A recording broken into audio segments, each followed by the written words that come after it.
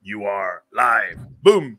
On the TruMon Alive. show, live and alive. Yeah, that's what I want to talk about exactly. Aliveness, not death and stuff that is dead. And anyway, something came to me, Arthur.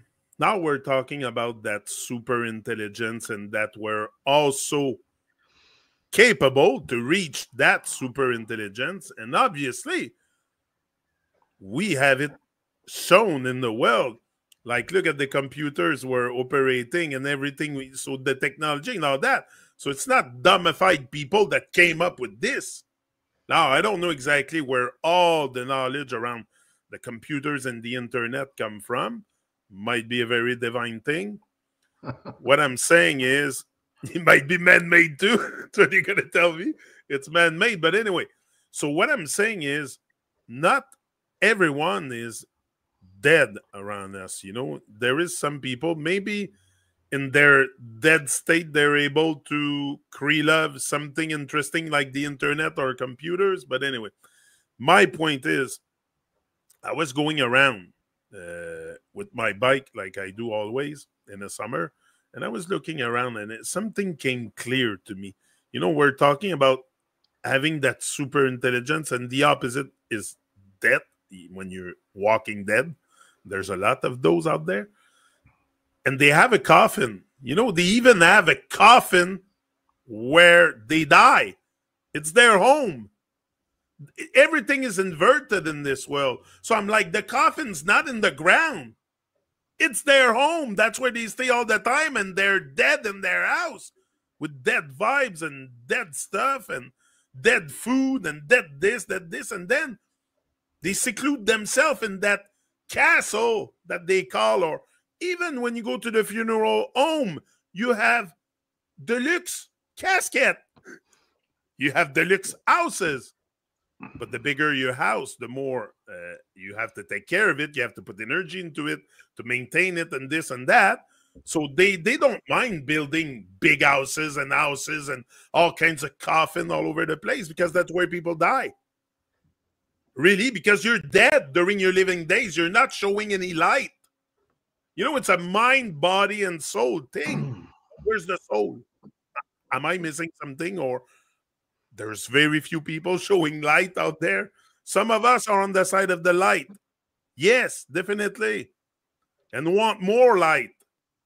But there's some people that just can't get enough of being dead. And they even build a coffin to die in it. I was blown away. It came to me so clear, because we always say everything is inverted. So your casket is it's not in the ground.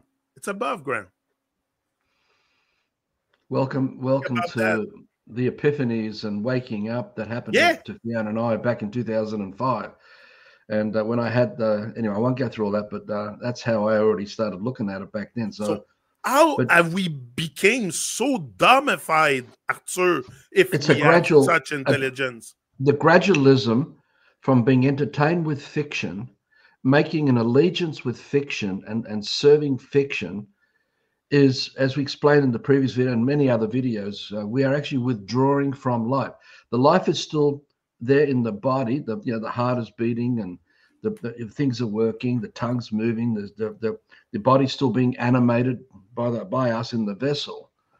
But we are actually withdrawing. We are gradually dying, because once we complete the fait accompli, it's all over. If we die not having created living dreams through senses, there is nothing to follow through with life. All we have is the follow through of fiction.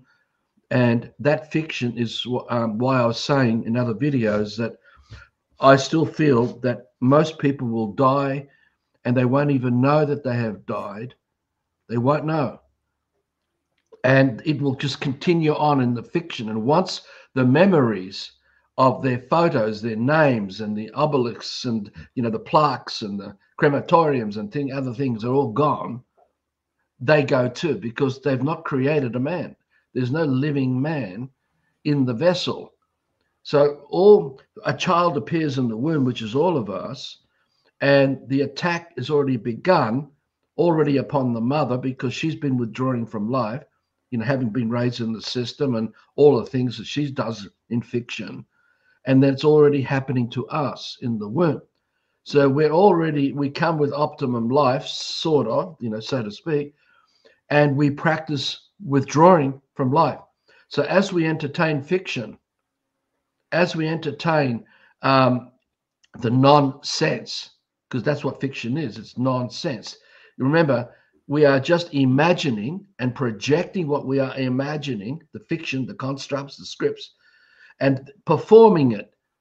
We perform that because no one else can do it. Fiction has no life there. So we don't have to perform the cow. Forget the words now, just the living thing. We don't have to perform the cow or the goat or the horse or the cricket or the cockroach. We don't have to perform the tree.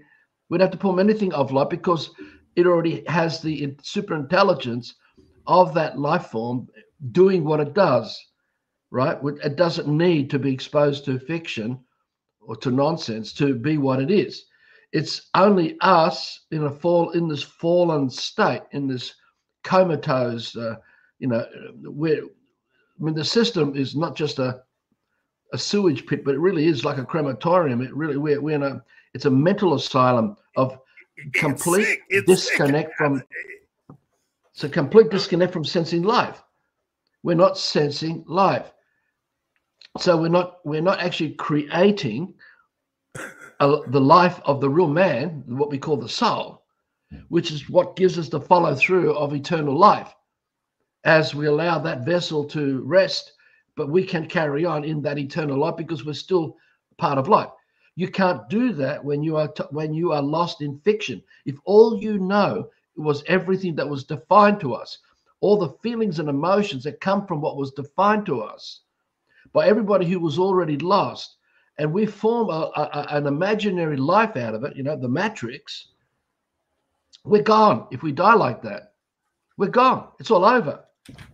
And there's no way of coming back because we are in an eternal present sense. And the power is always in the present sense. So if there's no life in the present sense, there is no life to move on in present sense. It can never be restored because we used our free will, misguided and all, not provided full disclosure as children and all that, leading into becoming, the sarcophagi. We are the zombies, the drones. It's not just the Hollywood movies that are performing all the zombie. We already are that. These zombie movies wouldn't even be happening if there wasn't zombies behind it making it. So it is a horrendous tragedy of what we have done to each other, what we've done to each of our lives. And it is a tremendous challenge before us to withdraw from fiction, to withdraw from anti-life, from nonsense, from the matrix. And no one can do that for us. We each have to use our free will to create the eternal life of the vessel that we continue on with as that eternal life that follows through. Because we're not, when you connect with the super intelligence, all our ancestors that are part of that eternal life already here and now in the eternal present sense, we can commune with them. We may not have to look at them physically, but you can sense the intelligence of those lives communing as the wisdom through the wisdom keepers of the trees and the birds and everything else of life, and through our brothers and sisters. But it's this life, the real life, which, what can explain, when you get back to that real life, it's dead silence in here. There is no more chit-chat going on because you're not absorbed and following the scripts and been attached to them through the emotions, because the emotions is what keeps us attached and keeps us focused on them. And so that's why people are terrified, because they don't want to let go of whatever they believe or whatever they feel emotionally, because they really believe that fiction, that nonsense, is who they are, reinforced by everybody else who are dead. This is not a joke. I know, look, we're going to laugh, but it's not a joke. This is really serious shit. It's serious. It's beyond, and that's why we have earthquakes, and why we have tsunamis, and why we have horrendous floods and all the things that ever happen, because we are creating it from the anti-life that we have been putting out there. We are going into life and distorting it, and it's going to come back at us in that image. And the thing is that the natural pull of life, people say it's Mother Earth, Mother Earth is going to, send its wrath on us. It's not. It's those of us who are living life, who love life, that are doing it. We do it by the love of the life we live, because that love is what maintains the perpetuity of life. It's that eternal life. And so that will go in like the immune system that works to counter anything that could threaten life in the vessel, or threaten life to the earth, to nature. We create it by our And this love. force is getting more powerful too. Apparently, even the Schumann resonance of the earth is higher. Like the vibration of earth is higher than it was. Whatever, postmarks and I whatever. haven't measured it myself. Well, Stuff I heard. There's enough science to show us that there is enough of us who can still love life, and it's a real creation of that eternal life that we put out there through the good heart and its virtues, how we live and how we feel. What you love, you want to take full responsibility for and care for it. So all of us who love life, love earth, love nature, is going to draw on the ferocity. It's going to draw on the ferocity to cleanse everything that threatens the life that we love. If someone comes to threaten your children, and you love your children, you're fully responsible, you will do what you need to do, regardless of whatever super intelligence power that we work with to counter it. We will do something to weaken it, to dismantle its power, its intention, so it cannot conclude with its own destructive force upon us. We create it. Everyone who goes to nature and loves nature is creating it. When you love your vessel and you want to live, and yet you still eat anti-life, eat processed foods and things that are not natural, and you're putting a quandary in the vessel, and the vessel's saying to you, well, what do you want? You want life or do you want death? Which one do you want? And if you still love life, you're telling your vessel, well, please, I need a fever now. I need to have diarrhea. I need to vomit. I need to have a shake and sweat, and all the symptoms of the tsunamis and the earthquakes and the lava flows and the huge floods and all that comes into play to cleanse. So we continue in the vessel that we love, that we live for, in spite of all the bloody confusion that's led to all the distortion of that processed foods and things we put in our bodies, and the distorted air and all the terrible things that are done with chemtrails and HAARP and on it goes. We are the ones doing it. There is no else out there that's doing this. There never has been anything else out there that's doing this. We are the ones doing it. Like I talk about in many other videos over the years, that if you come across the symbol of Jesus, and behind that symbol is millions of men and women who love Jesus and give their life to Jesus and to the church and all that. All those people are creating a placebo effect. So when a man comes along who's dreaming for love and life and connects with that, can actually experience that transformation. But it's done by us. We're doing it.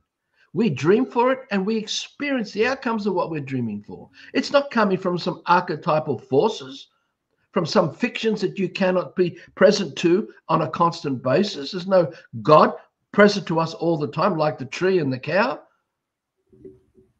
They're fictions. So whatever happens, we create the placebo effects, which become the Stockholm syndromes, while we remain confused in the scripts that we're trapped in, where we go to church, where we follow the rituals, where we do all these things, not realizing that all these effects, the good things, have been done by us and by everyone else involved in the symbol of Jesus, in the name of Jesus. We're doing it. It's never been anything. And this goes right back through all the ancient gods of Rome and all the Scandinavian countries that had their gods, and the Greek gods, and wherever you go, and go into all the gods and the Aztecs, the Incas, and the Mayans, and all on it goes, on it goes. We create everything. We perform the rituals of everything associated within each one of those cults or religions.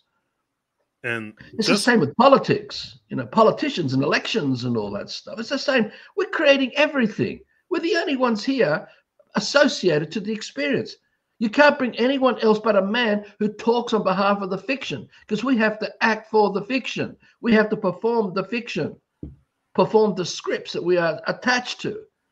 And if we place our good heart with it, we'll create that good-hearted feeling. But it's such confusion because we're actually destroying life that we love. We say we love life, and we love anything politics and being liberal or Democrat or Republican or Labor, whatever. And yet all that chaos, all that confusion, it comes with it all. It's not just an eternal peace and calm amongst our brothers and sisters because we go and vote and have elections and we do what we do. We're actually still trapped, completely trapped in nonsense, performing what we believe is the right thing to do because we don't know any better. But we're creating everything that's going wrong and everything that's what's going right. And so there's that duality stuff that keeps us trapped. So we're perpetuating because we're constantly validating. We believe that the political system, we need it because we don't know how else to live. We've forgotten that our conscience allows us to live together without having to need politics or rule of law or anything. But we're so bloody confused. You brought up the name Jesus a few times just there. And it's funny how the word Jesus en français, Jesus. Yeah, Jesus in French is Jésus. It's the same word, just pronounced different. But now you had an I, and it gives you je suis, I am. But we know people are blind. They have eyes they can't see, and even they put sunglasses over their eyes so they even see less. So that's my point. So so we are all, like you said, Jesus and Jesuses, and we should take full responsibility for our life and walk. The confusion goes so deep, mate. Like the depth of the rabbit warrens in the matrix, where we are so confused.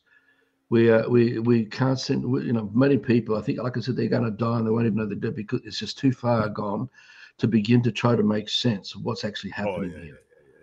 To rationalize it. Okay, that's the good time to bring in what I wanted to tell you. We live in a world where people, I was always wondering why people don't question things. Like, it's normal for me to question everything today because I know I'm filled with a bunch of crap often. So I question things.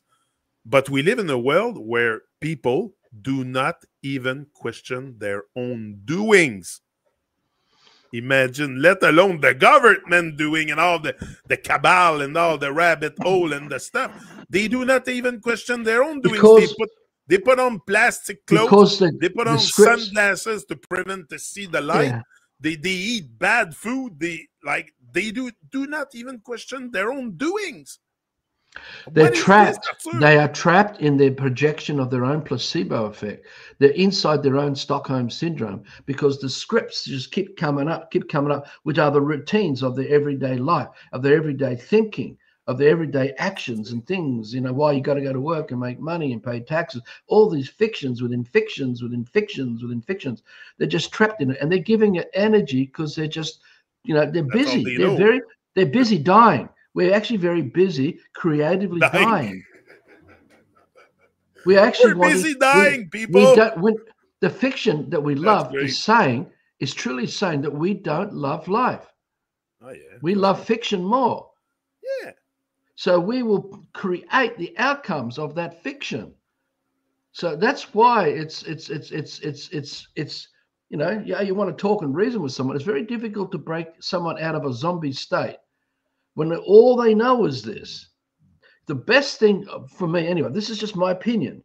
The best thing to do is to create a living example of the kingdom village where people can see with their own eyes or hear and listen how people can live without politics, without the law, without government, without any of the private corporations, or all this sort of stuff that goes on, that they actually can live by their own conscience and the ability to live for the greater dream of the village, and that the village takes care of everyone living in that village, which is how things normally work in forests and everything else. That's how it works.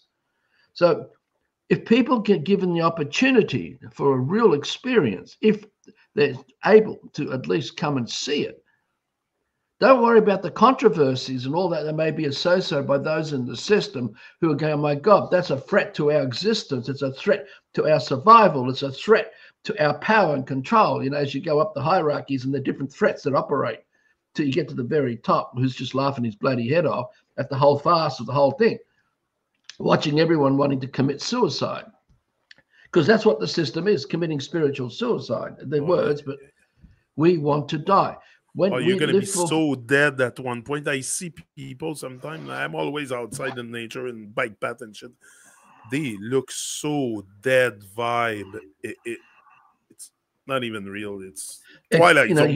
Usually, over the years of trying to wake people up until I realized, I gave up. There's no point trying to wake something up that doesn't want to wake up for whatever reason, and how much effort behind the scenes to keep it that way. Because the occults and their technologies that they're now using is to try to keep that status quo in place so that their power and control over the drones, over their slaves, continues in spite of the culling of probably more than 4/5 of the world population over these next few years. Because that's how fast this is all happening. Thanks to Corona and many other things of anti-life. Because again, when we are involved in fiction, we say we don't love life. We don't want to be part of life. So we don't want to be part of the real dream that gives us life, that gives us the air to breathe and the sun that shines and creates the abundance, all those things. We don't want that. We want the anti-life. We want the materialism and the consumerism. We want the fantasies and all the other fictions that come along, from the sport and the fashion. And, there are so many forms of anti-life. We want all that. We want the land title deeds and all the security that ties with the brick and mortar homes or whatever, homes we end up living in, depending on your commercial status. Again, more fiction, more anti-life. And they call it a funeral home. Yeah, it is. It is. You all have your own funeral home out there because that's where you die in your freaking box. And you never to awaken, because there was nothing there already awakened to awaken to. You comprehend that? If you're not already awakened, you can never awaken to something that ain't there. You already have to be awakened, to wake up. There is no magic rod going to come along and fix it, because we have free will. It's part of that eternal life. That's why the living creator that we are, that is what we are derived of, does not interfere. Forget the play on the words. It does not interject. Those of us who dream for truth, those who dream for true life, we will draw through the ancestors, through the superintelligence of the wisdom keepers of life, revealing to us the jewels of that waking up. But if we're not conscious of it as it's being presented to us, it'll just pass us by and we will stay asleep. Oh, that's interesting. That's interesting. So if you're in tune, you might catch it. If you are aware and notice it coming or appearing. But you can be so distracted, be so caught up with fiction, with the emotions, because when you're unhappy, it takes up a lot of your present life. When you're miserable, when you're in fear, it takes up a lot of your energy. Your sensory capacities are just gone. Yeah, most of it gone. So remember this. Oh, were you still here? Yeah. Oh, I thought the screen just disappeared then completely. Okay, so going back to this.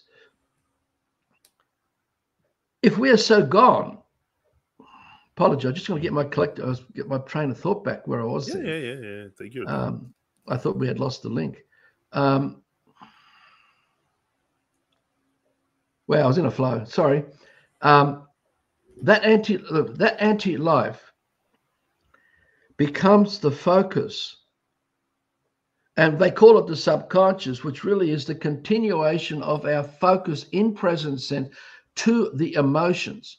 So when we are interacting with people in the system who are lost in fiction, and we watch them because they're film producers and filmmakers and TV shows and all the stuff coming out of whatever country that makes soap operas and 16-part episodes with 3 different series and of whatever it is you're watching, all that time, and the books you read, and wherever you go, and the advertising billboards, all these things, it's not just the images that we are getting caught up in, but the emotions behind those intentions who created it come to you as well. You pick it all up. So when you watch a KFC commercial or McDonald's and you see people going, yummy, yummy, people can get hooked into wanting to go and eat, because that's the emotions, that's the intentions impacting the senses, affecting the brain.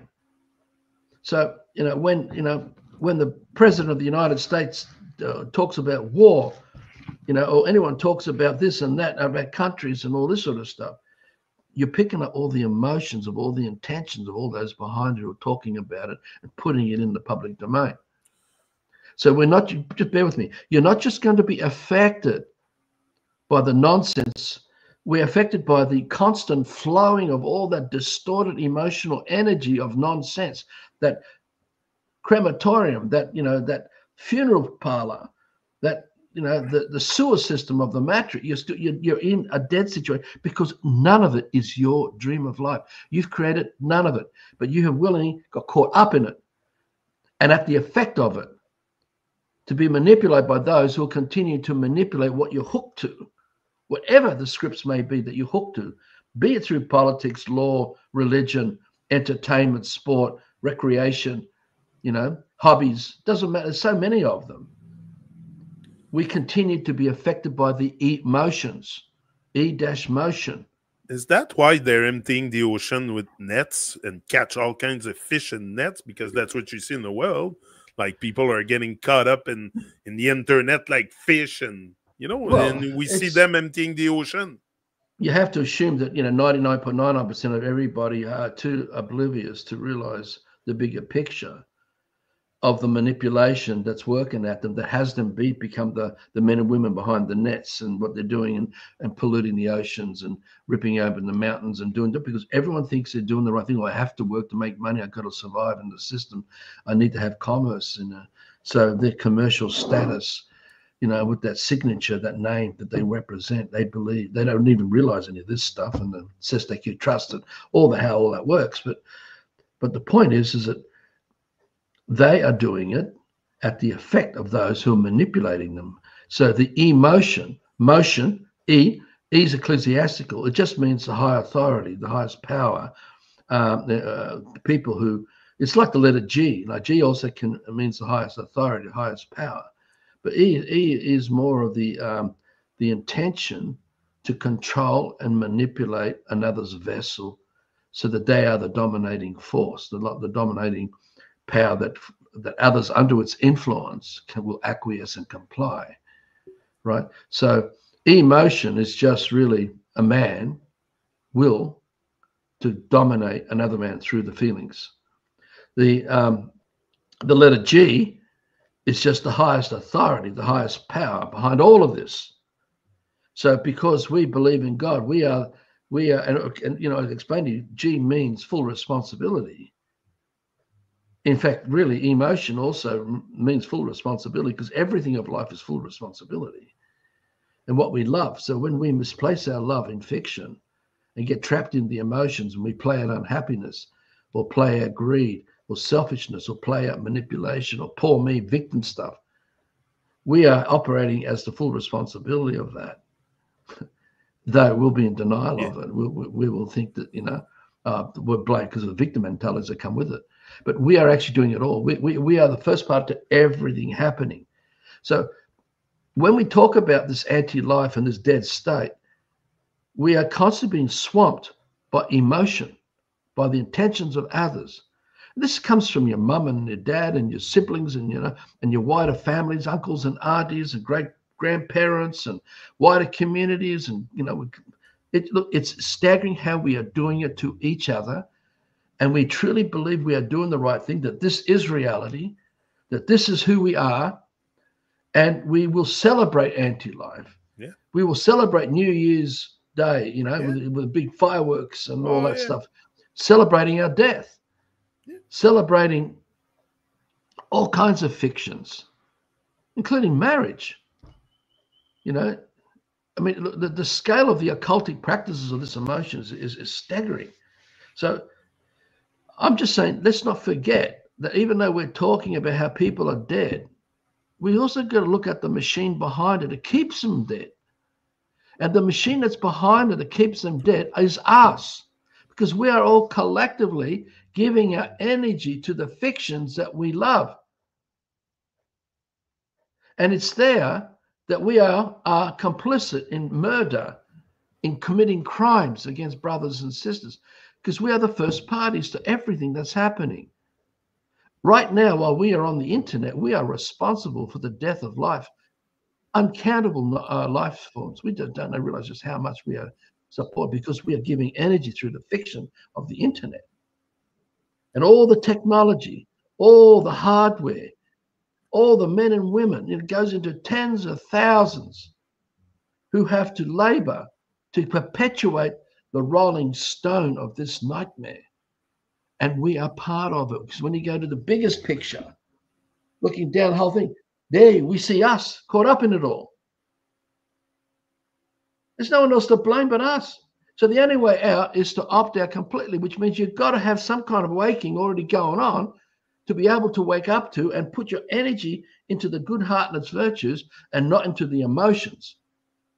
And that's why I spent so long trying to help people work out this thing. You don't go to Kingdom or alternative lifestyles bringing what's in it for me with you, bringing all the other emotions, of distrust and suspicion and fear and power and control trips and all the other ego mannerisms, which are horrific. It staggers me. It staggers me just how deep this stuff goes. So unless we can wake up and stop being at the effect of the emotions and stop being driven by all the false images, the symbols of all this shit, we're not going to wake up. Yeah, I want to hear you about the subconscious part, because you were talking about that before, and I picked up something. In an aware state, not in the default muggle state, but in an aware state with awareness, and will your subconscious be less affected by all the nonsense?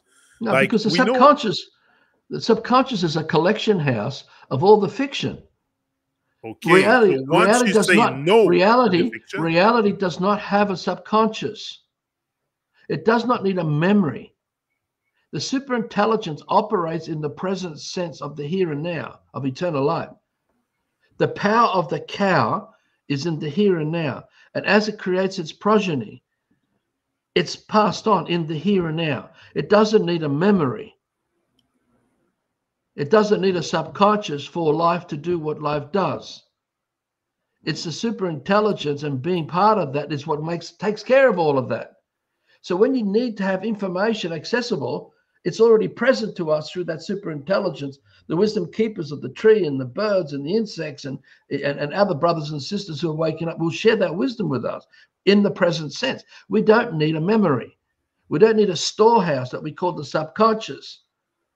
Because the subconscious really is the accumulation of all the intentions of brothers and sisters who have come at us, doing the right thing or whatever. And our body's absorbing it. And we may not even be conscious that we are storing what we've been exposed to. It's a little kid. Imagine a little kid going through supermarkets and shopping centers and being exposed to television. All that imagery and all that emotion is being absorbed by the child. The child may not be able to rationalize, may not be able to work out what the hell's going on here. And that subconscious can be called on and be triggered by us and by others. right? Because that's what we've accepted. We've accepted the manipulation. We've accepted being used and abused and controlled, that we are not fully responsible for our vessel. We gave that responsibility out to many others who collectively manipulate this vessel of ours. And it's proven by the fact, look at the amount of different advertising commercials or products that you want to go and buy and eat. Proven by so many different ways that you can go and learn about which one you want to select. So the system is really like a supermarket, and you can just go on the shelves and buy, I'm going to buy that box of consciousness. I like that pink flavored one. And next week, oh, I like that blue flavor. I'll buy that blue one this time. And the next week, it'll be, look, it's not just about consciousness and freedom. It's about everyday life. It's about condoms. It's about bloody the most sick stuff. The amount of theatrics that we are caught up in fantasy is the subconscious being manipulated, because it comes from the collective effort of everyone's intention, who are putting that energy out there. And because we absorb it, it becomes the subconscious in our vessel that we then tap into. Is that where we erase the programming in the subconscious part of our brain? It's best not to fight it and get caught up in it. The best is to learn to ignore it. That's the chit chat in your head, all the conversations, all the talking. Okay. That's what I'm saying. If you get caught up in it by giving it your energy, you're just feeding it. We give it our energy.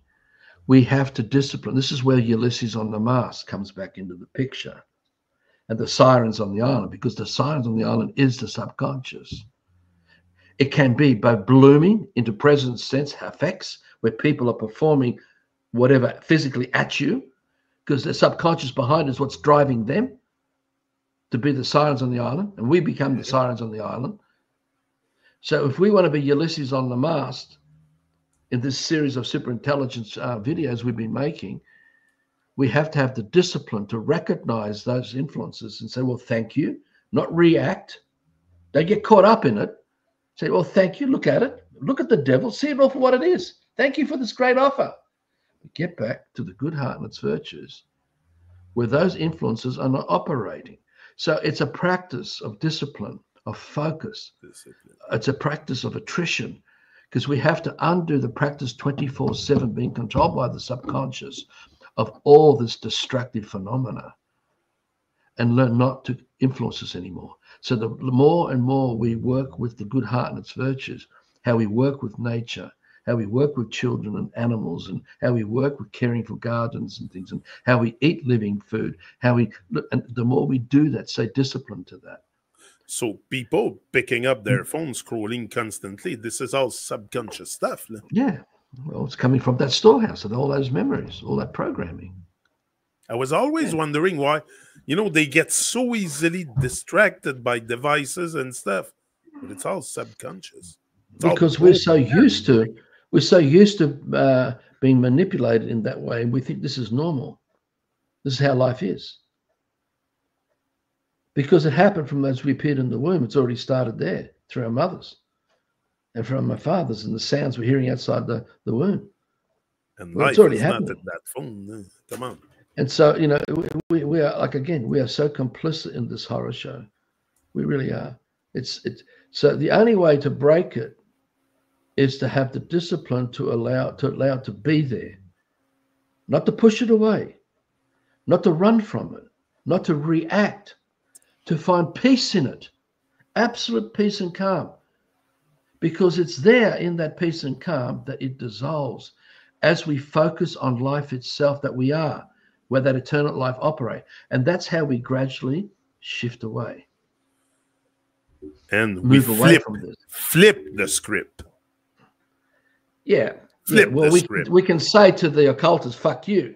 But, part of that, but it's not about really that. It's really is being that true peace and calm. That's why the Kingdom Village Dream is so powerful and so important, because it's a way of life that we practice 24/7 that has us forget the practice of fiction, of nonsense 24/7 that we've been doing since we appeared in the womb.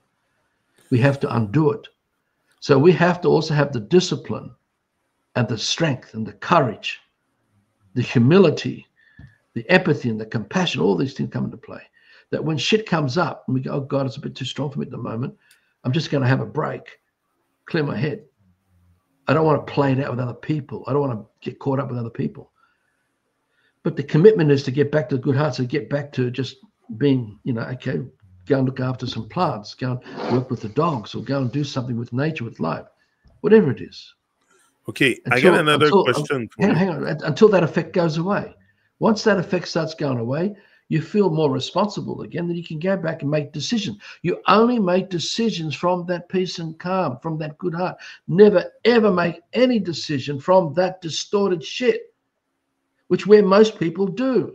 And it's in the reactive shit where all the shit going on continues happening. And that's where the control operatives, all the intelligence operatives behind all the occults come in close to your life, close into communities, close to people, to try to manipulate this stuff, to undermine and sabotage the good-hearted intentions. Because that is the Achilles heel of the occultists behind all this. They don't want us to return to the good heart and its virtues. They don't want us to be that peace and calm. They don't want us to be a man of peace, a real living man of peace, which is what we are when we do that. So the only way we're going to break out, stop watching the movies, stop watching Donald Trump, stop listening to what the newspapers and all that, not in fear or anything. Give yourself space to start filling up interest with life. Allow the intelligence of the wisdom keepers to come to you through the senses so you can sense more, so that the waking up starts to happen, where we're thawing out. The ice is all, melting. From the previous video, we talked about the ice, thawing out of all this garbage, this nonsense, this dead state. It really is. We are the power. We're the ones that can do it. We're the only ones that can do it. If everything is distorted and we see it in the world, especially the love that we express, now all these emotions and feelings have been taught to us, like you said, and I agree with you. Like I didn't know that before I entered this world, the rage and all that stuff. So I see it in action in the world. Now, is there something else for us in store other than the love we have been taught? Because we use the word love. Another thing, we would have to define it with a word too, but is there something that can happen in present time that we can feel that would be like love? But forget about love and what you've been told about love. Is there something we can sense in terms of frequency, vibration, that would tell us that it's like real, genuine love? Or another word, I don't know, I'm going deep maybe. Look, we're using words which are all fiction to communicate our intentions. Yeah, that's it. So we've got to be able to sense the intentions behind what we use of these words that are fiction, right? The peace and calm is critical, because it's when we are in that real peace and calm, our consciousness has already spread beyond the vessel, because our true consciousness is already all around us, as far as we can hold that full responsibility to hold that living consciousness, which was meant for all children to be the whole of earth, the whole of life, all the celestial body, the whole thing, hold it all. So when we talk about love, we're talking about full responsibility. So all I'm talking about is using key words. Like I remember, I brought a light into the darkness, turned the light on, using words to explain what I've experienced, sharing that wisdom with others. But each has to want to get out of that dark cave, because it's only those in the dark cave that come to watch these videos. You're only in the dark cave that you come to see these videos. People of the light are going to be in and be entertained by these videos. There's no need for it, because there already are all those things and more, far beyond anything I'm talking about. So that's a good point, what you're saying there. So let's go further than that. The peace and calm is where the sensory power of the superintelligence fills us. It flows in. Feels us. Feels us, you said. Yes, because we're no longer listening to that 24/7 nonsense of emotion where the subconscious is filling us. We've tipped the bucket, we've walked away. So the more we return to the true peace and calm, where we're working with the good heart and its virtues, where there's no more I, me, mine, what's in it for me, where all that narcissism is gone, where all that self-centeredness and all that shit, because that's what's behind all of this nonsense, right? It's there where you don't need to go on a Contiki tour, on a package tour, on some bloody vessel and go and visit 16 countries in four weeks and come back. Because what you're going to experience in the present sense through the superintelligence far beyond anything anyone could ever comprehend. We don't need to journey through aeroplanes, because you're actually not journeying when you're on an aeroplane. You're not going anywhere. When you're a train or a car or a bike, you're not going anywhere. When you're in fiction, there is nowhere to go to. You're lost. You're gone. It may look like you're going somewhere, but you're gone. Going from country to country to country to tour and holiday, you're actually not really fulfilling the soul. Because when you get to the true superintelligence, your body, you can shift your consciousness anywhere across the dream of life and be present to wherever you decide to be present to. You don't need telecommunications. You don't need engineering. You don't need roads and highways and byways. And you don't need aeroplanes and motorbikes and push bikes. Your consciousness can be shifted anywhere faster than this. And that superintelligence is present. And that's eternal life for you. It's what makes eternal life. And it's there where we've dropped wanting the one pen or pencil, where we dropped wanting people to have the fiction, where we need tens of thousands of brothers, sisters to be slaves, to give us the bits that we want, the good bits that we want. We end all this.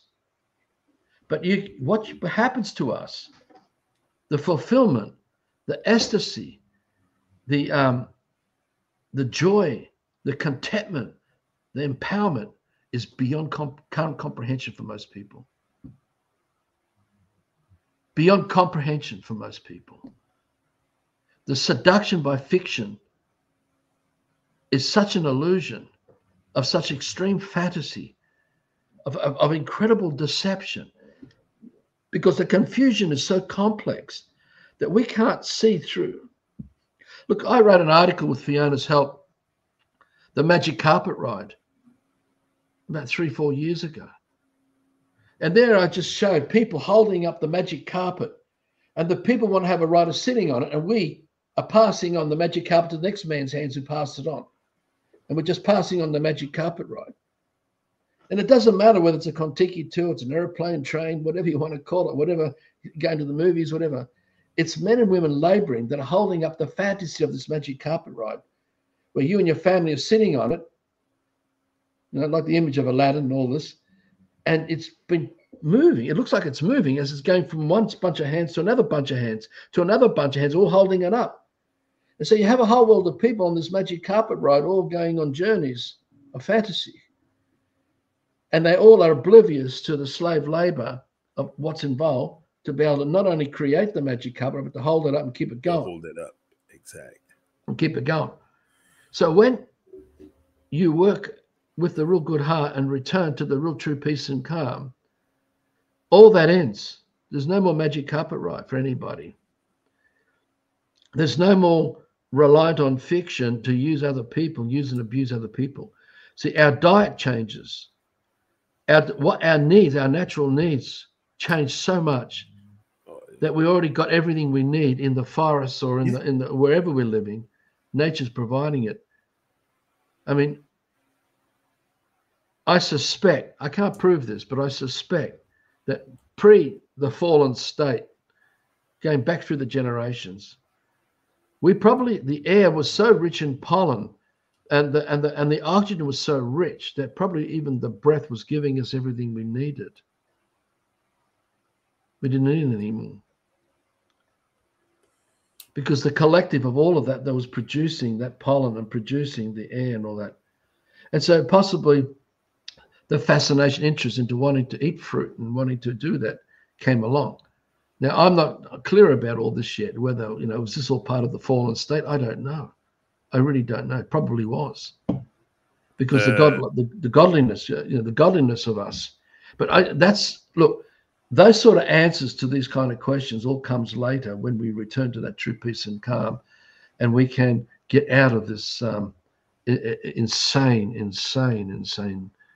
I get a good one for you. The super intelligence, again, that's what we talk about.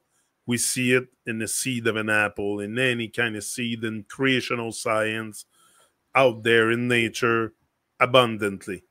Now, can we link the technology that we have man-made as being super intelligent, like what we're using now?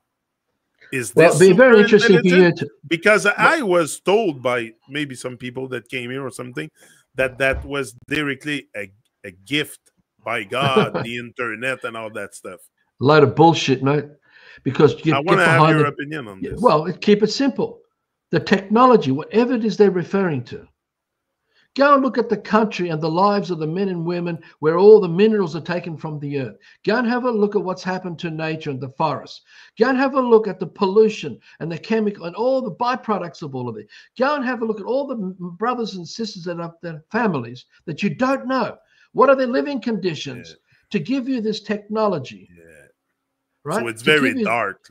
Yeah. To give you this so that you can enjoy and be caught up with the super intelligence and the fascination of this consciousness as a gift.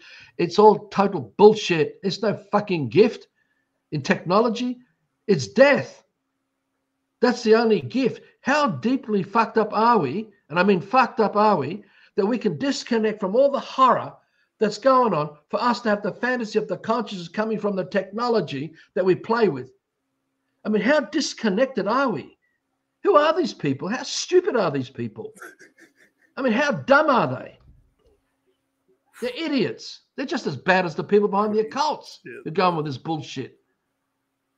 Once you start seeing all that stuff, man, it's fucking Twilight Zone all the time. Exactly. So that's why the super intelligence is so important, to get back to the peace and calm. Because in the present sense of the here and now, in the peace and calm, there's no Twilight Zone. We are undoing.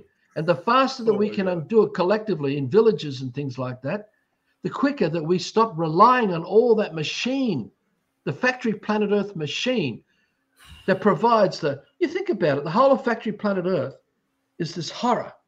So it has to have a marketing department, an advertising department, a feel-good department that comes with that. Oh yeah. And all that, and then all that fake intelligence and super consciousness and all that comes out of that. Medicine department, everything. Then you have the personnel department, and then you have all these counseling and psychology departments and big pharma departments, and then you're going to have, and then it just, mate, if this is what we want to support and we think this is the best we are really going to experience extinction that far. And we're really in big trouble. We're going to be that far gone. So it's so important to answer your question that when we connect to that super intelligence, when we're back to the good heart and we maintain that Ulysses on the Odyssey on the Mars, that discipline and focus to get back to that and not listen to all the other shit and get in the way, we are capable of being so fulfilled. Yeah. Where we are satiating everything that we dreamed for without needing a single man to be harmed or anything of life to be harmed to experience it. Now, that is the great outcome of returning to the super intelligence in that true peace and calm, in the kingdom dreams that I'm on about. That's what becomes the end result. Now, that to me is the remedy that solves all this insanity, this absolute stupidity. I mean, how much effort do these people behind the YouTube and Facebook and they want to continue ghosting all this insight material that I'm sharing? When they have families and they have kids, they're all caught up in it, and I'm showing them a way out. I'm showing everyone a way out. Keep it simple. That's the worst. And it's all within our power to do it. It's not impossible. We don't need messiahs and saviors and magic wands and fairy godmothers and tooth fairies and Easter bunnies and Christmas and Santa Claus or Satan Claus, and on it goes. We don't need any of this. Just the observation of a butterfly, to sit down and just be in that peace and calm and be totally inspired, so enriched. You couldn't get all the best of fiction in the world all together in one thing and experience that. You couldn't. And then that goes to the next one and to the next one. That's why we don't disturb children when we raise children up in nature. Don't disturb them as they're observing nature, And because they are expanding their super intelligence, and all the wisdom of life's coming and filling them naturally. They don't need a subconscious. They don't need to be taken from the womb and put into a shopping trolley and put them through the supermarket of factory planet Earth production to give them a subconscious where they get caught up with library books and libraries, internet and data files and databases and digital hard drives and all the other mesmerizing things of technology, leading to Elon Musk going to Mars. We don't need any of this. We can do it through the consciousness. We all have this ability. We're just asleep. We're just so distracted by this nonsense that most of our waking life, even in our rest, is eating away at life, is to chew life as anti-life, to be the anti-life. We're withdrawing and withdrawing and withdrawing to serve the nonsense, to give. That's why we have to get coal so we can feel the heaters in the home, why we have to have electricity and all these things, because it's all insane. We have created the climates. We have created everything to our experience. We just don't realize how powerful we really are. It is our power that's brought us to the situation that we're in right now. And it is our power that'll get us out of it. But boy, oh boy, you're going to have to use that power of the good heart to wake up, to get past all the lies and all the confusion, all the distractions. Okay, you said peace and fear calm. porn. I agree with you. You should reach that state, peace and calm. But what if we add peace and calm and here and now? Does that make sense for you? Or it's all within the peace and calm?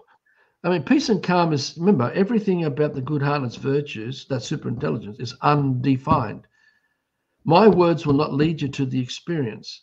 My words won't describe how you will experience it. That's all an illusion. All I can do is give you an idea of it, a sort of like a tantalizing of whatever, to see whether the stimulation of your own relationship with life itself, where you're not going to be driven by the subconscious, where you're not going to be driven by the dark side.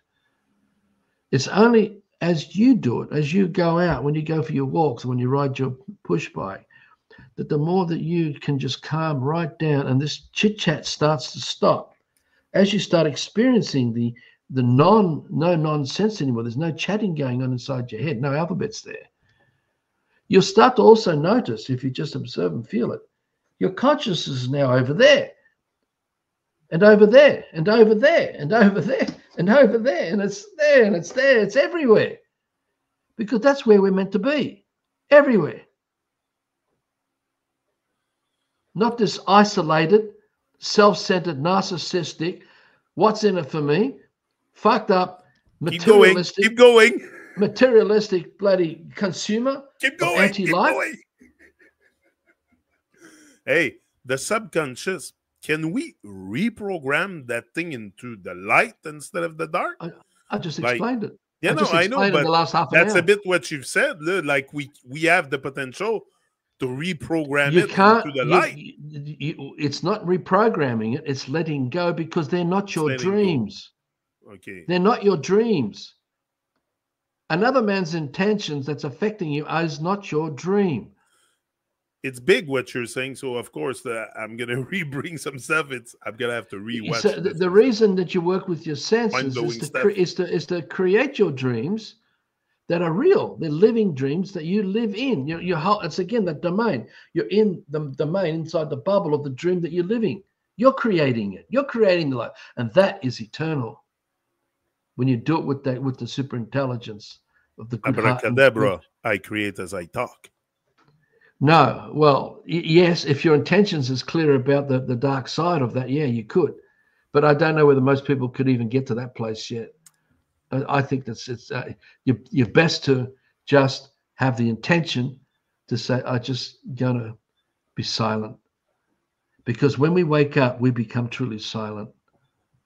Because we have no intention on another life for us to have our life.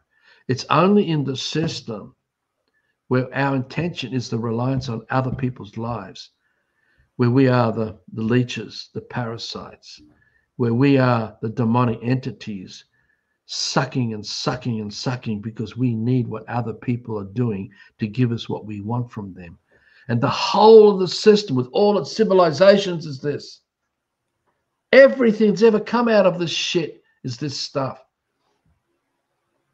So when you want to truly wake up, you're no longer going to be dependent on anybody to live the life that you are creating uniquely, originally to you. I can't tell you what that is. I can tell you everything that you're not, as I've explained in another video, but I can never tell you who you really are. And nothing of life can do that. Nothing of life will desecrate life that way. Only we do it. But if we create love, create something, I think create is within the system. You create love once you're within yourself. Well, that's all predetermined by other people who define the scripts that has you think that way. When you I prefer create love. I prefer to create love than create. Sounds better to me. Yeah, well, whatever your intention is behind it, that's going to work. Because the thing is that when we wake up, as we wake up, if we choose to wake up, and we really do put the F and B Ulysses on the mast again with all those disciplines, it's already happening. Look, the deception is so powerful that people believe that they need Jesus to be able to experience the love of Jesus and experience the love of others. Yet when they already appeared in the womb, they already had it all. They've never not had it. And everything that you always dream for, you've already got. But it's been forgotten, been put to sleep, lost in the sarcophagi, lost in the mental asylums of these insane crematoriums. So all I'm getting at is that watch out for the deception that tricks you, that tricks us into thinking we need that. So we go on the journey to love. We go searching for something that we think we don't have when we were already manipulated into believing we don't have it. So we would never talk about love when we've already got it. So there'd be no journey to experience it. There'd be no outcome to be manipulated, which involves in manipulating others to experience love. You don't need that. You already are that. And when you are that, you are the man of peace. You've already got it. But you don't sit there and talk about it from I, me, and the narcissism. It's already happening. We are the sun that shines. Yeah. We are nature creating abundance. We are life. We're creating life and sharing the beauty of life through the good heart and its virtues. There's no journey to truth. There's no journey to love. There's no journey to any of this stuff. It's all crap. It's an illusion. The mysteries of all the occult is made up of all this bullshit. There is no mystery to unfold. The truth of life has never been hidden from us. We have just been so bedazzled by bullshit that we somehow think that we need to go through the rituals of the occults or esoterics and God knows what else to think that we're going to get some semblance of the truth, which has always been here.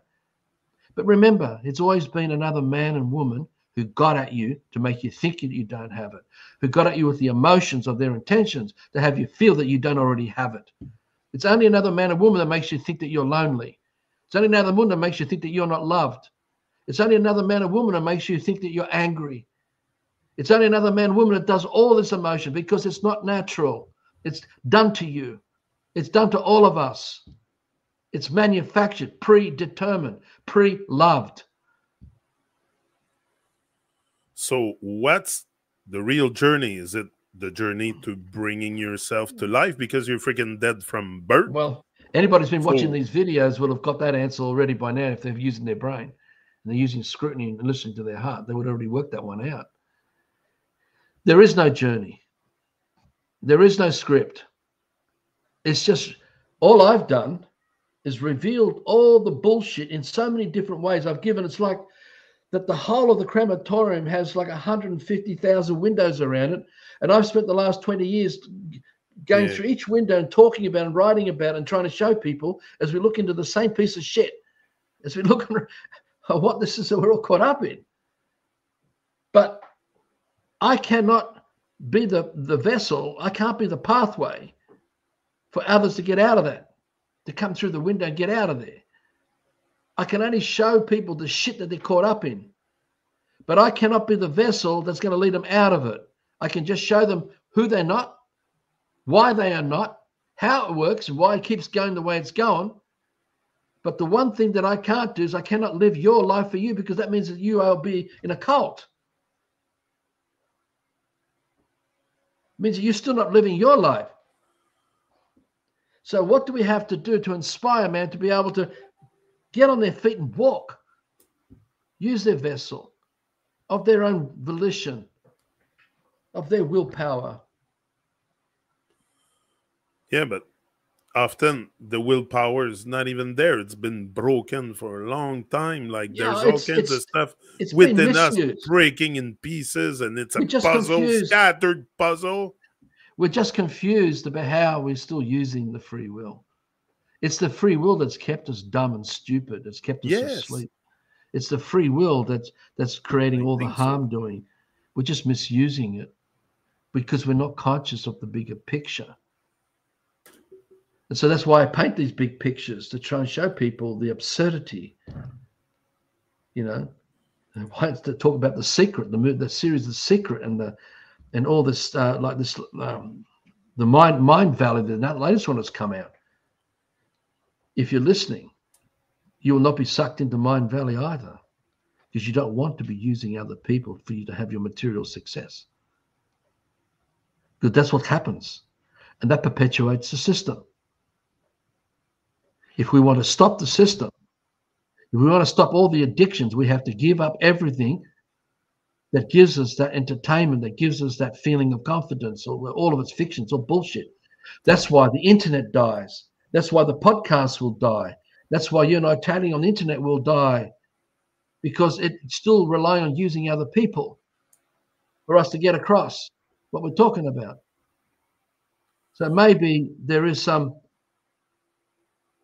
divine intervention going on here to try to give people an opportunity to wake up and get out of this apocalyptic nightmare that's befalling everybody right now.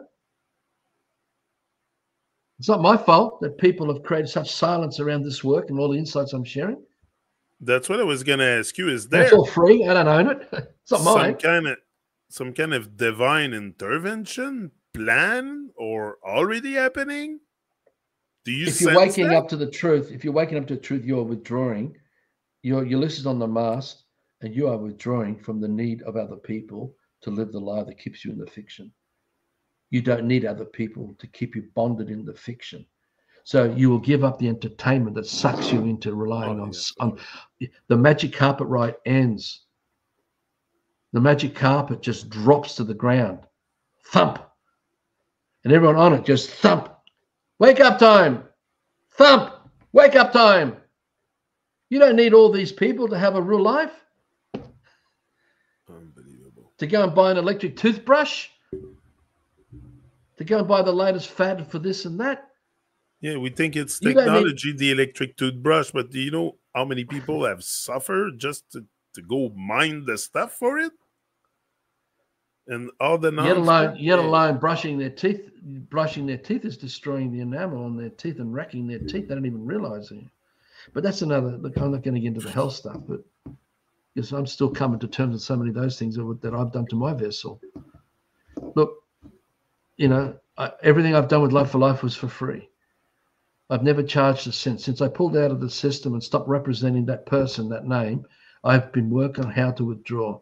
I wanted to learn, explain it, share it, talk about it. That was my will. But I'm now reached a point where I need to withdraw. I want to withdraw. Hence the podcast will come to an end. They really will.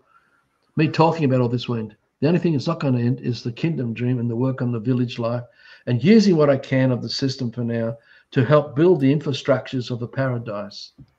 Even if it means I'm even now looking at like not free energy as such, but looking at hydro, like mini hydro systems that may last 30, 40 years. So I can move the water around this property, move the water back up the valley, back up the hill, and then get the water flow back down again. So that I can build the paradise out of all of these things on a small little piece of land that never was a paradise, or it was once, but now I have to bring it back to that paradise. But it means that at some point, whether it's this life of this man or those who carry it on, that we will reach the point we won't need even those fictions, the micro hydro systems, or because we Just sort of start. Yeah, just to finish on this today, full responsibility. Now you've been hammering it down, the full responsibility for sure. We have the full responsibility of the whole of life, but in the whole of life, there is people very much dead asleep. I take it as a responsibility to try to wake them up. Now you say, oh, the podcast will end at one point. I get it. You're not probably we're not in the same period of time. You're older than me. That's what I'm saying. I don't like to use age because an aging process is an advanced glycation end product. So it has to do with what you eat and how fast you burn on the inside. So we might just be the same age. But they tell us a number, again, just to confuse us. But we might just be the same age, me and you. I don't need to hold on to fiction to give me power. Exactly. But my point is, should I feel responsible? Because I always say you shouldn't feel responsible for other people's wreck in their life. If there's now, any truth, if we take the full responsibility of the whole of life, there's our brothers and sisters in there. Shouldn't we care? Well, look at it this way. If we recognize that the darkness is what's become of us, and that darkness is pretty much surrounding the whole of Earth now, okay, and everyone's lost in darkness, hence the chaos and the crimes and all the emotional stuff, right?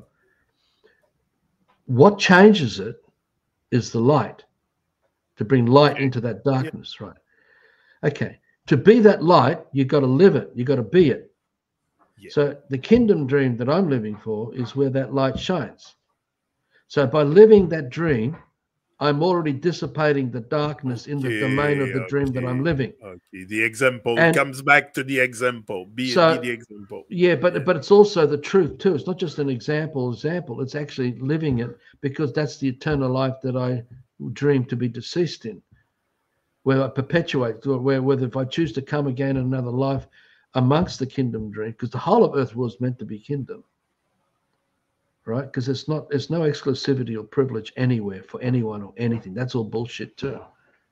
So if we want to dissolve the darkness, then we need to be that light, so that the darkness is already being dissolved.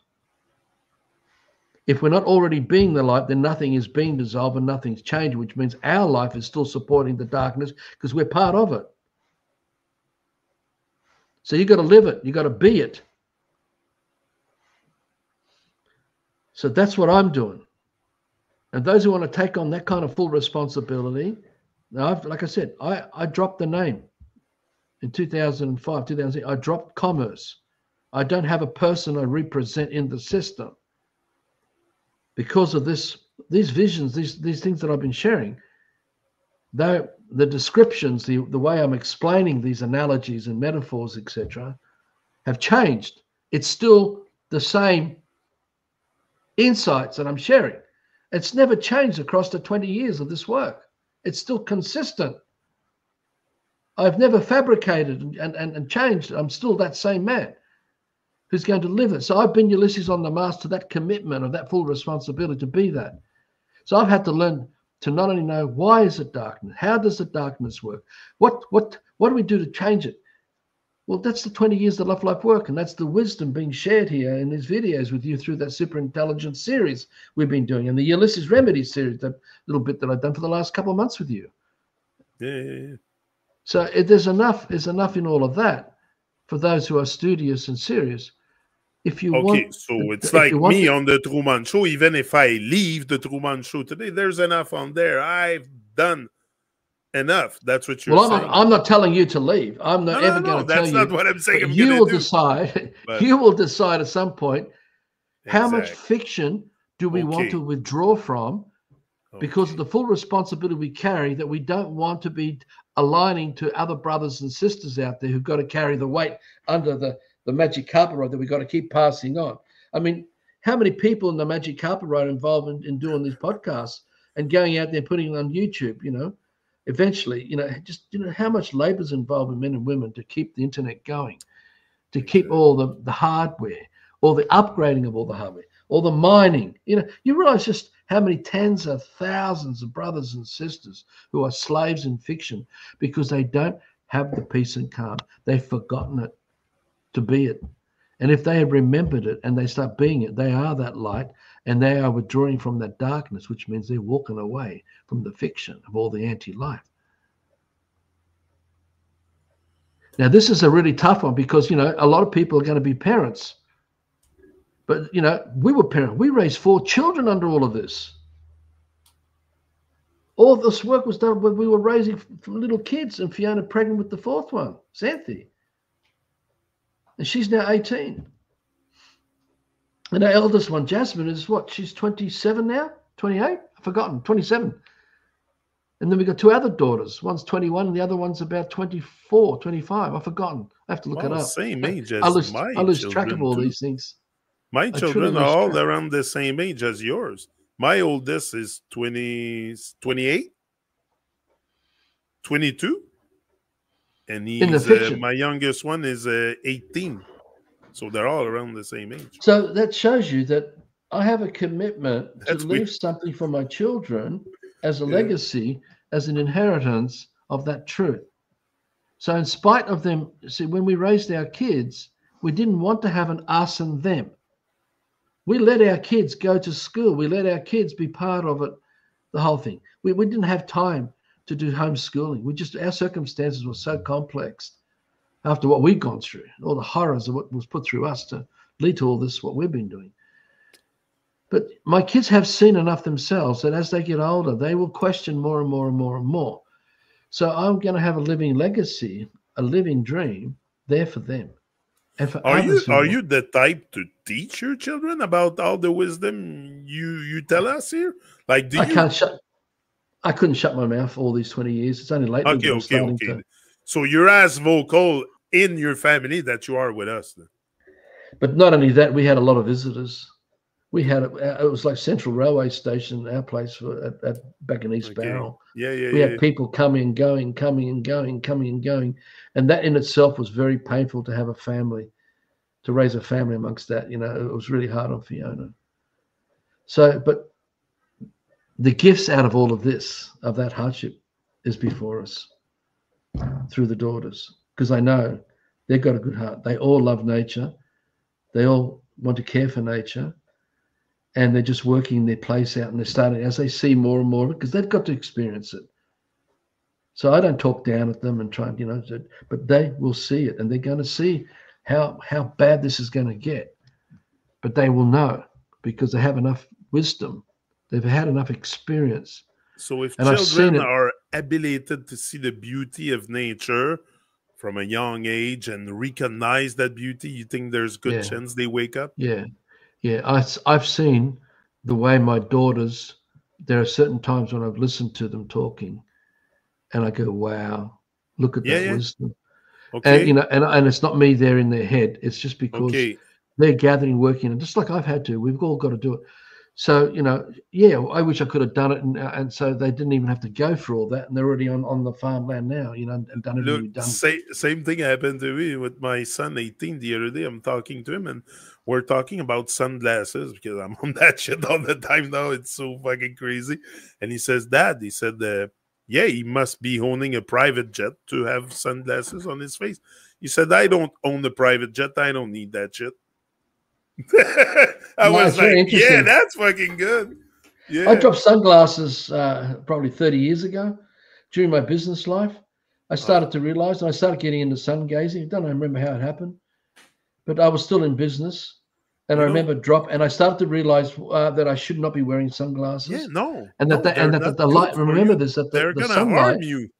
the life energy that comes through the Yeah. eyes, it feeds the organs and the glands and the bones and Look everything at my else. eyes are freaking white. They are because I'm always in the light. I'm always in the sunlight, just gazing at the sun and stuff.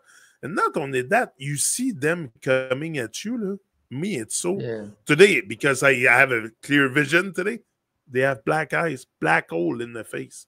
Like they have black eyes. They don't even have eyes. They have no eyes because they go out. They put sunglasses. Well, mate, Like they each of don't us. even question the doing, the fact to put on sunglasses. They don't question it. They just put it on. Well, I knew more than 30 years ago that the sun does not cause cancer. I knew that. I knew it did It's not cause. crazy, And man. there were a lot of things I was coming to, but that's irrelevant. I mean, the thing is that I came from a life where I was buying Armani shirts. I was buying expensive clothing to dress up the fake front that I was representing in a business life. I was caught up in wanting to live in the best areas and have the best homes and have all the best material things. And, this is where I've come from. I've come from all of this and self-made, and I made a lot of money along the way, and had it all. It doesn't matter what's happened to it, because there's still a big part of me was always questioning everything. And so I actually created the catharsis of all the horrors I had to go through, and attracted everybody that needed to come to play out that horror, because I wanted to see the truth, because I was asking for it from when I was quite young. So that dream is still very dominant. But I came from all that fake life and sacrificing, and I even had a $100,000 Saab convertible, with all the Yeah, latest driving around, and I've had Rolex, or I had a two-door Rolex. yeah, So I still like to buy good for the system. I still buy really good gear. I still buy all the things we need for building and for construction, because we are compromised and we need to build that infrastructure. Fiona and I decided at least 20 years ago, we did not want to go out into the wilderness and just live like that and raise our children in the wilderness. We didn't want to do that. And we knew, because around 2006, it was around 2006, I think it was, or 2007, there was a minister in the Victorian state government here in Australia that went missing up in the mountains. They couldn't find him. And eventually the federal police brought in a special aeroplane and found him like that in the wilderness, right? So it was able to work out what was a kangaroo, what was a wombat, and what was wow. this and that, and what was a man. And I said to Fiona, do you realize, this is where I was at, that there's no point trying to go anywhere, because I'll just find you anyway. And if they want to kill you, they're going to kill you rather than get rid of you. So that shaped part of my thinking as to, well, there's no point running away from anything. We might as well just deal with it here and now and change it in the here and now, what we're caught up in. So we stayed at East Barrow, stayed in a rental home. We lost our family home. All that was stolen, all the cash flow money, all that was all stolen and destroyed. And and all the horrors of all the death threats and assassination attempts and kidnappings and everything else that we went through, and threats to steal our children, away from us, and it just went on. This was intense stuff. We've come out of all of this to be what this man's doing now, what Fiona's doing now. So we are capable of the extraordinary. We're still alive. They haven't gotten rid of us. There's a reason to all of this. And look, your voice has resonated all the way to Canada, man. All the way to Canada. You're in us. Your voice has resonated all the way to Canada. You're in Australia. Like, that's crazy, the amount of stuff we've done together. But all that because of a good heart and, both a good heart and good vibe, matching vibe. That's great. And I'm grateful for the dance that we play and that we do. Yeah. But the Love Life website, when we started it, when we launched it in December 2006, when it was finally decimated the last time, because we still haven't bothered to put the money together to rebuild the database. We got all the backups and everything. It had over 440 million unique IP addresses hitting the homepage. Do you know how much traffic that is? No, I know, not just Canada. And this is a website. There is an all over. That website was free. And it carried in its database all kinds of stuff that's becoming accepted as the norms today. This stuff we were putting out back then was unheard of or mostly unknown. And we're talking about anti-vax stuff. We're talking about all kinds of stuff. I could go on and on and on the themes. You know, fortunately, the Wayback Machine backed up. It's got 700 and something copies, backups of all the database, and it's available on the internet. You just got to know how to get through it to try and work it out. But what I'm trying to get at, we've done everything to have a public profile, to have influence over public thinking, to try and find ways that we can penetrate the insights that I'm sharing that have not changed since I woke up in 2005, 2006. When all the things started coming together for me that way. So, you know, here we are now. You know, this video will go up. YouTube will say we might have 200 views on it in a couple of weeks' time. You know, pre-2018, the videos we're putting up would have had multi-hundreds in the first couple of days and goes into multi-thousands in a couple of months and up into hundreds of thousands, right? You were lucky to see any of all the later videos since 2018 to go past a few hundred, maybe 1,000. Here and there, it's all controlled censored it to make us look like we're not important. Make people think of the emotions, make people think, oh, there's nothing there, and you know the voodoo working. Oh, I better go somewhere else, look for something else, because people are always looking for shortcuts. They want fast food freedom, fast food consciousness. They want fast food. You know, we're not a fast food. And the worst is it's not even fast food if you look at it properly, because fast food, that's again an inverted thing, because a fast food is an apple on a tree. Or a pear or a peach, or that's fast. You take it and you eat it. But the McDonald's, that's not fast food. You have to wait in line, and Starbucks and all that shit. You wait in line forever, and then you get to the cash. You still wait. Now you imagine you're in a nomadic tribe. Imagine this: you're in a nomadic tribe, or you're part of a village, pre-invasion, pre all this shit. And the children are brought up, and they're going out and they're eating the apple, and that the apple knows the child's dream because the child is part of the domain of what they're living. And so even the nomadic tribes, as they moved, all the areas they moved and all the seasonal foods they were eating, the lands all knew the child, and they knew the ancestors, and they knew the parents, and all the dream was so intimate that what they were eating was enriched life. Because there were no strangers to the child ever. And that's why the Kingdom Village is so important, to get back to being not a stranger to life, because when you create from that dream, going back to the domain, all things we talked about, the apple holds the whole dream. It doesn't just be an apple on a tree, because when you eat that apple, you're eating the whole of that domain. The whole of the dream is coming to you because we created it that way. We dreamt it that way. And that's what we got to get back to. And that's where we become free from narcissism and self-centeredness, and of controlling and owning land and working for a piece of land and say it's mine and my home. And you got to get past this shit, man. It's just... So that's it for tonight. I got to roll out, and that's it. Good. An honor. Very grateful for your presence and all the wisdom you have been giving us, Arthur. Look, you take what's good for you, discard the rest. We're not here to program anyone into our thinking or stuff. We're just sharing our thoughts and coming here out of love. I can say it. Yeah, that's fine. Out of love, because it's all love. We're out. See ya. Boom. Bye, everybody. See ya.